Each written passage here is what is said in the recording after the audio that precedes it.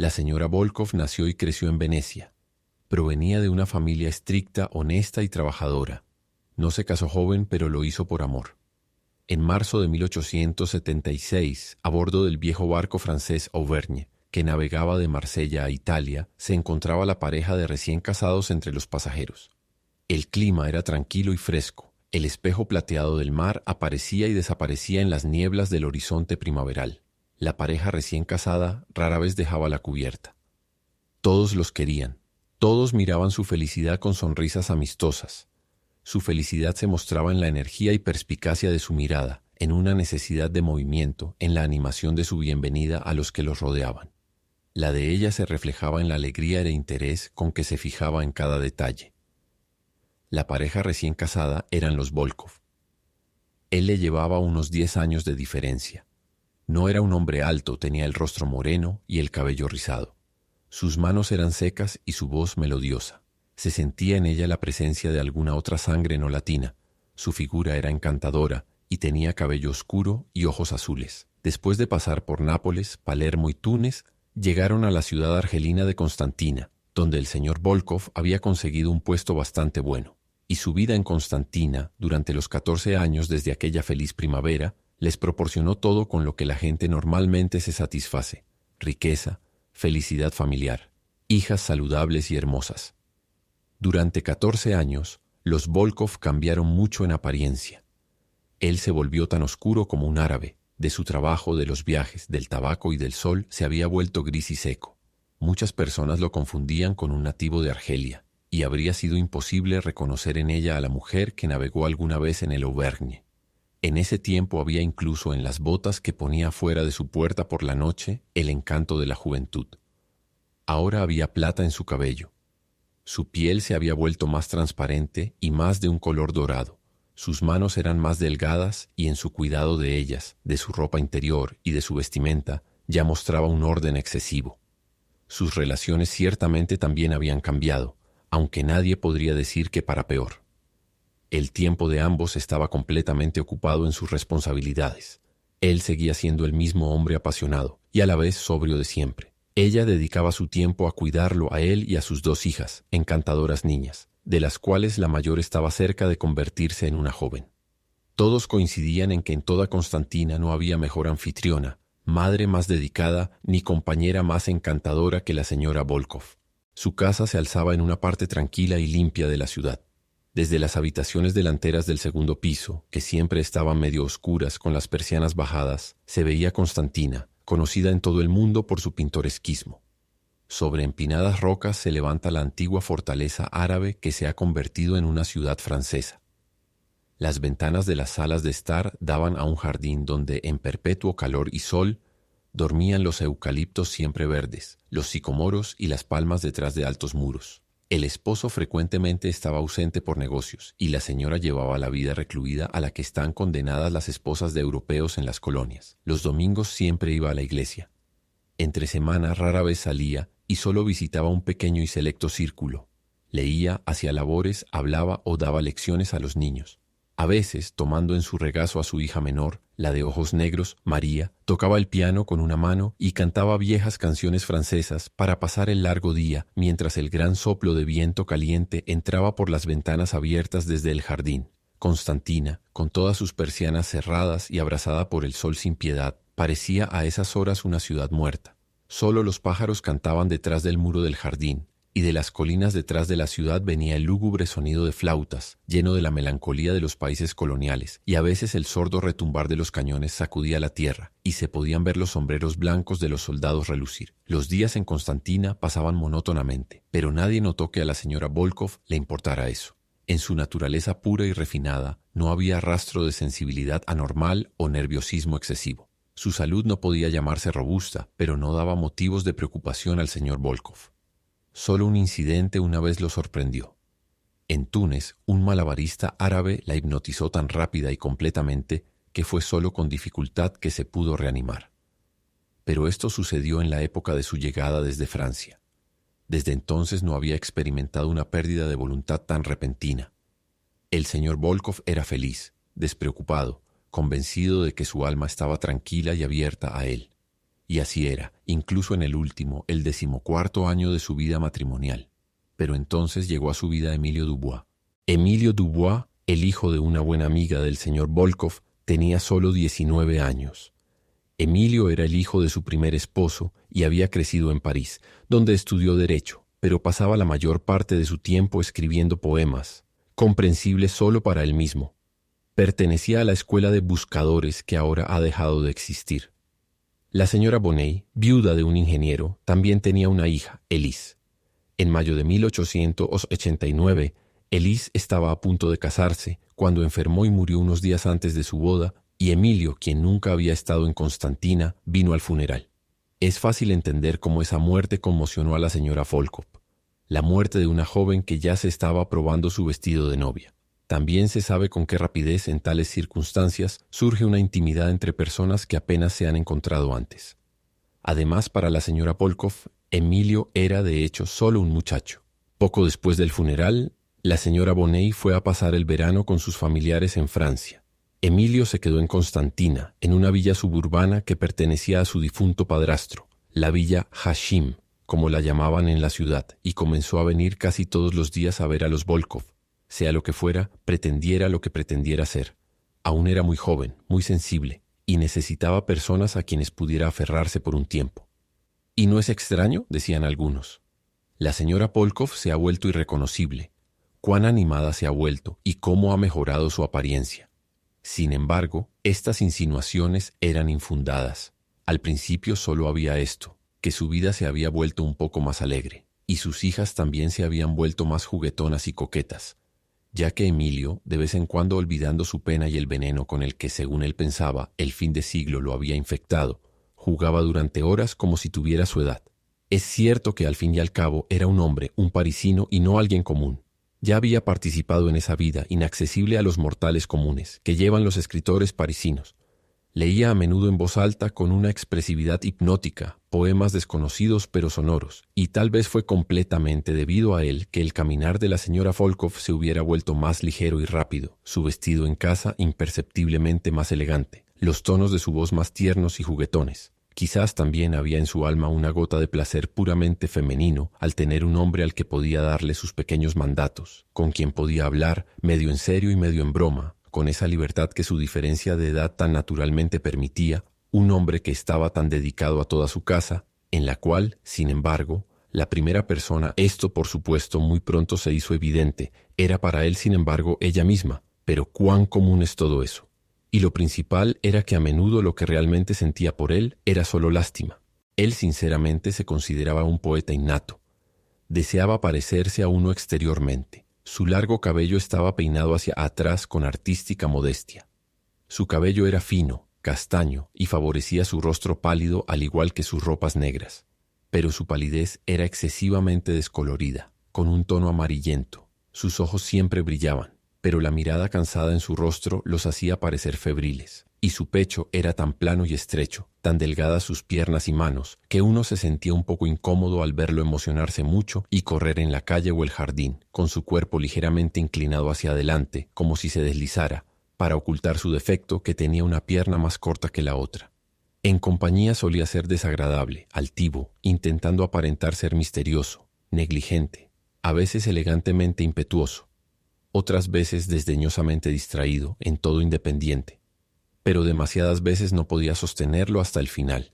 Se confundía y comenzaba a hablar apresuradamente con ingenua franqueza. Y por supuesto no podía ocultar sus sentimientos durante mucho tiempo, mantener la pose de no creer en el amor ni en la felicidad terrenal.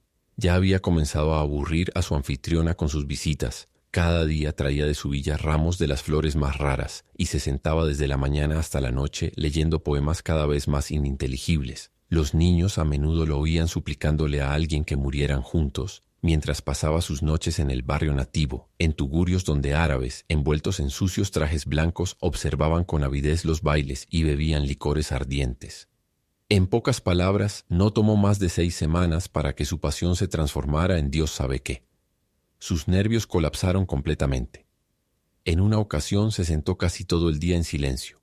Luego se levantó, hizo una reverencia, tomó su sombrero y salió. Y media hora después lo llevaron de la calle en un estado terrible. Estaba en crisis nerviosa y lloraba tan apasionadamente que aterrorizó a los niños y sirvientes. Sin embargo, la señora Volkov, al parecer, no dio mucha importancia a este delirio. Ella misma intentó ayudarlo a recuperarse, desenredó rápidamente su corbata, le dijo que fuera un hombre, y solo sonrió cuando él, sin vergüenza en presencia de su marido, le tomó las manos y las cubrió de besos y le juró devoción. Pero había que poner fin a todo esto.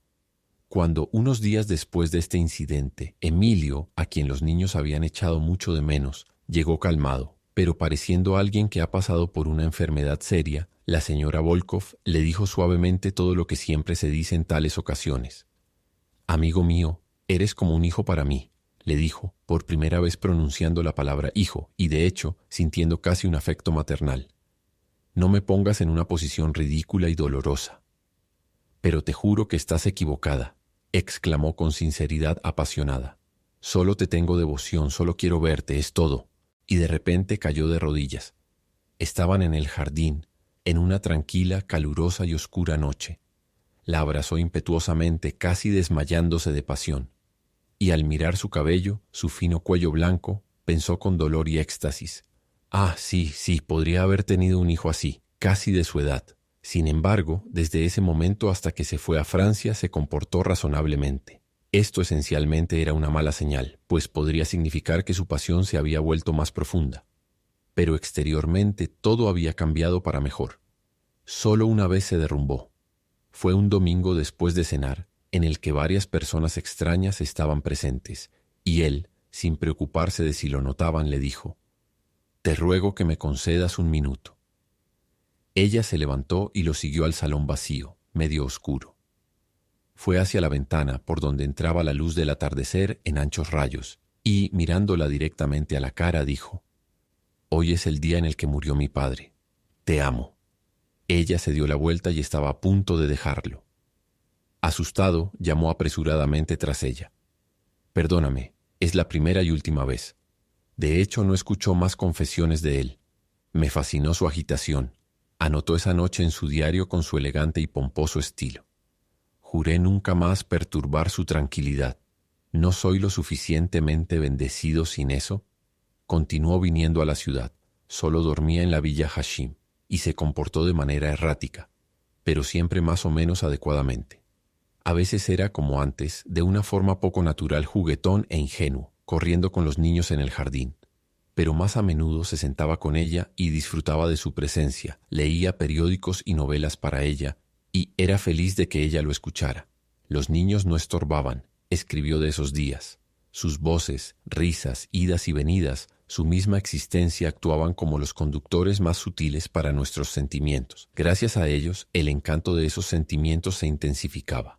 Hablamos de los asuntos más cotidianos, pero algo más sonaba a través de lo que decíamos. Nuestra felicidad. Sí, ella también era feliz, lo sostengo. A ella le encantaba que le leyera poesía.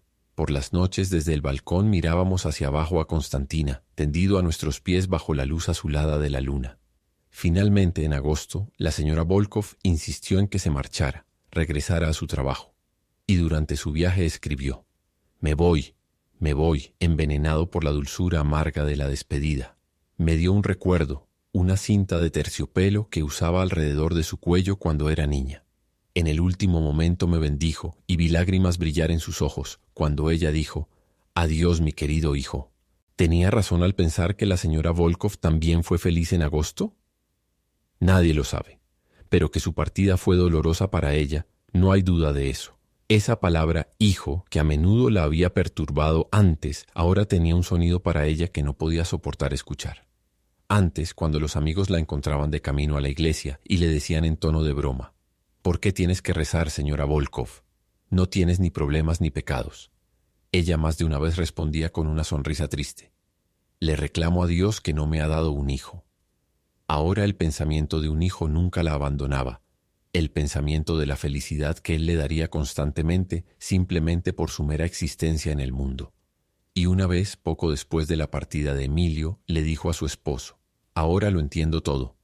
Ahora creo firmemente que toda madre debería tener un hijo, que toda madre que no tiene un hijo, si examina su propio corazón y revisa toda su vida, se dará cuenta de que es infeliz. Eres hombre y no puedes sentir eso, pero es así. Oh, cuán tiernamente, apasionadamente puede amar una mujer a un hijo. Fue muy afectuosa con su esposo durante ese otoño. A veces, sentada sola con él, decía de repente con timidez: «Escucha, Héctor, me da vergüenza mencionarlo nuevamente contigo, pero aún...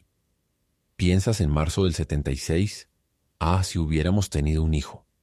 Todo esto me preocupó mucho, dijo más tarde el señor Volkov, y me preocupó más porque ella empezó a adelgazar y a enfermarse.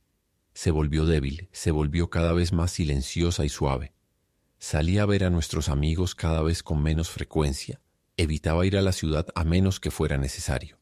No tengo duda de que alguna enfermedad terrible, incomprensible, se había ido apoderando de su cuerpo y alma.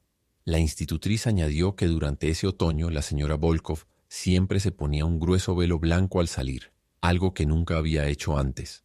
Al regresar a casa, se lo quitaba de inmediato frente al espejo y examinaba cuidadosamente su cansado rostro.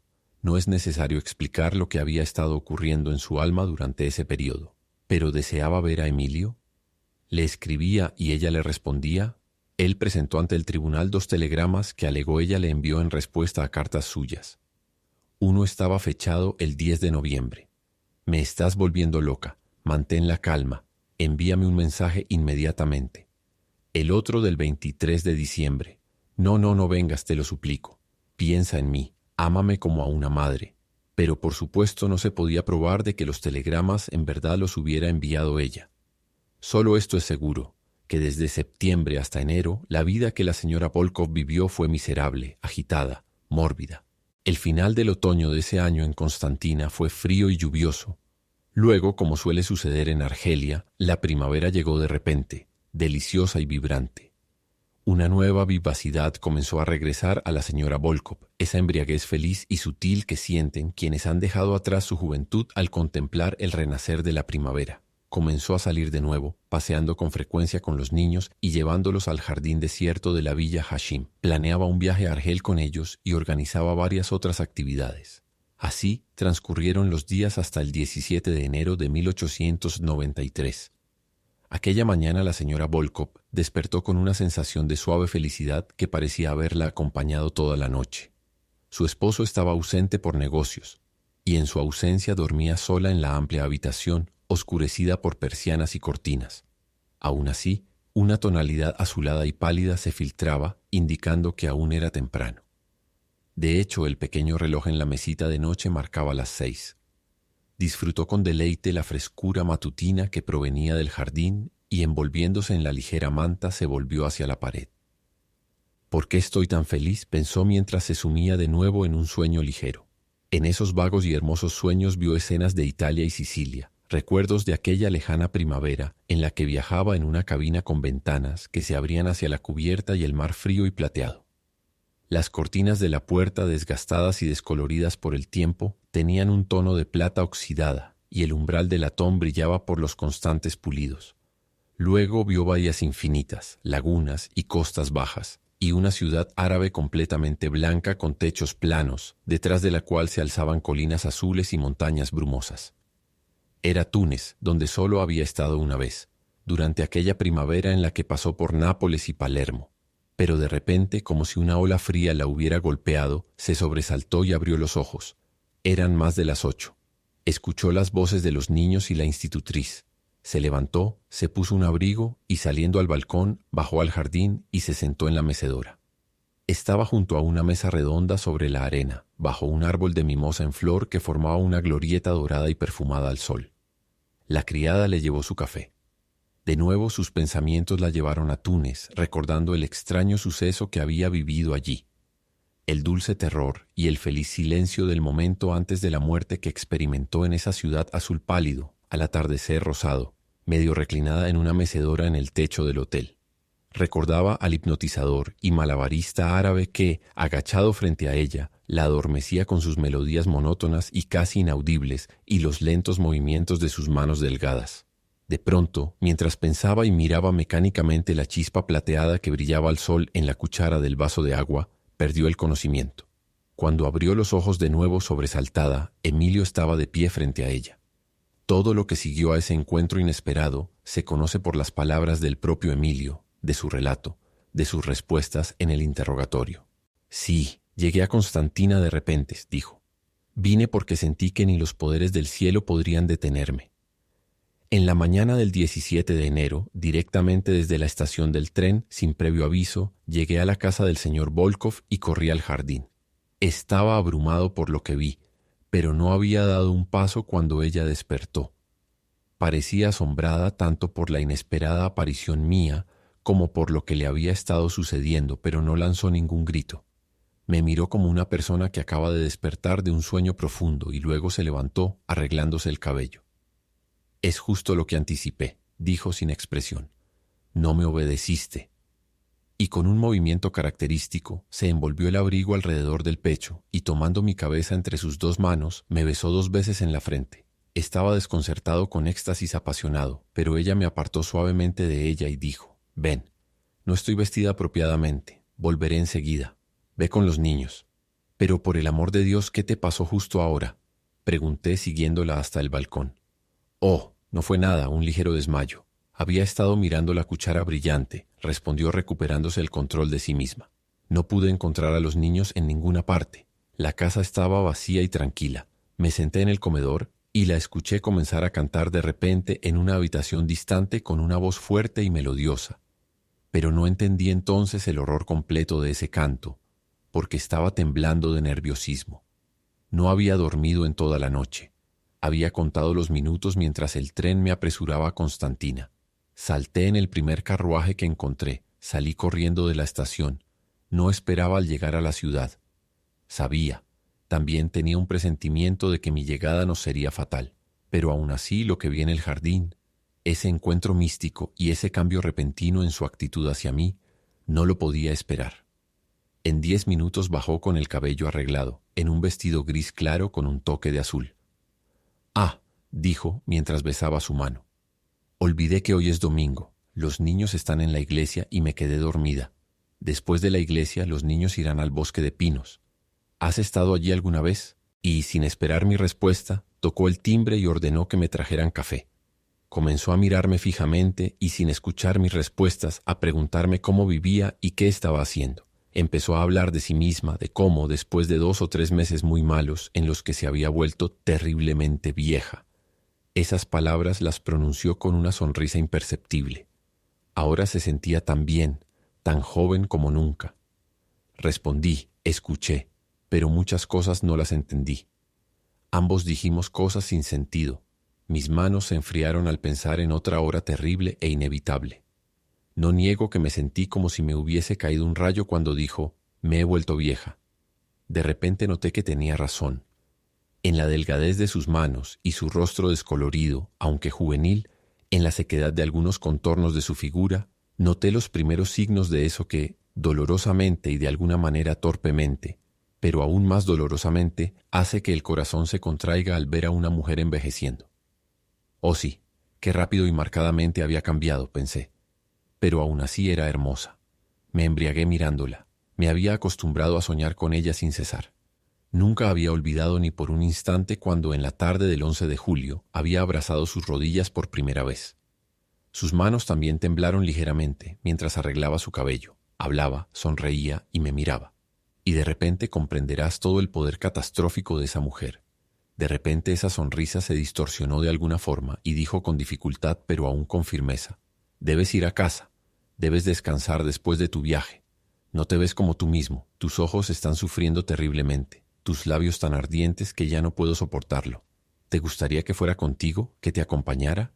Y sin esperar mi respuesta, se levantó y fue a ponerse el sombrero y la capa. Manejamos rápidamente hacia la villa Hashim. Me detuve un momento en la terraza para recoger algunas flores. Ella no me esperó, sino que abrió la puerta ella misma.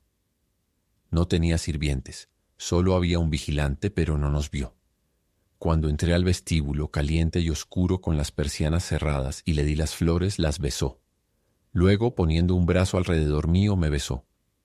Sus labios estaban secos por la emoción, pero su voz era clara.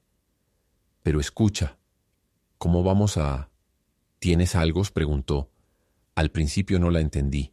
Estaba tan abrumado por el primer beso, el primer cariño, y murmuré: «¿Qué quieres decir?». Ella retrocedió. ¿Qué? Dijo casi con severidad. ¿Imaginaste que podemos vivir después de esto? ¿Tienes algo con qué matarnos? Entendí, y rápidamente le mostré mi revólver, cargado con 5 cartuchos que siempre llevaba conmigo. Ella caminó rápidamente delante de mí de una habitación a otra. La seguí con esa insensibilidad de los sentidos con la que un hombre desnudo en un día sofocante camina hacia el mar. Oí el susurro de sus faldas. Por fin llegamos. Se quitó la capa y comenzó a desatar las cintas de su sombrero. Sus manos aún temblaban y en la penumbra noté de nuevo algo, lamentable y cansado en su rostro, pero murió con firmeza. En el último momento se transformó. Me besó y al echar su cabeza hacia atrás para ver mi rostro, me susurró palabras tan tiernas y conmovedoras que no puedo repetirlas. Quise salir a recoger algunas flores para esparcirlas sobre el lecho de muerte. No me dejó. Tenía prisa y dijo, no, no debes. Aquí hay flores. Aquí están tus flores. Y seguía repitiendo. Y mira, te lo suplico por todo lo sagrado para ti. Mátame. Sí. Y luego me mato yo. Dije sin dudar ni un momento de mi resolución. Oh, te creo, respondió aparentemente ya medio inconsciente. Un momento antes de su muerte dijo muy tranquila y simplemente, Dios mío, esto es indescriptible. Y otra vez, ¿dónde están las flores que me diste? Bésame por última vez. Ella misma puso el revólver en su cabeza. Quise hacerlo, pero me detuvo. No, eso no está bien. Déjame hacerlo. Así, mi niño, y después haz la señal de la cruz sobre mí y pon las flores en mi corazón. Cuando disparé, hizo un leve movimiento con los labios y disparé de nuevo. Ella quedó quieta. En su rostro muerto había una especie de amarga felicidad. Su cabello estaba suelto. El peine de Carey yacía en el suelo. Me tambaleé hasta ponerme de pie para acabar conmigo mismo. Pero la habitación, a pesar de las persianas, estaba iluminada. En la claridad y el silencio que de repente me rodearon, vi claramente su rostro ya pálido, y de repente me enloquecí. Corrí hacia la ventana, deshacía y abrí los postigos. Comencé a gritar y a disparar al aire. El resto ya lo sabes. El fin.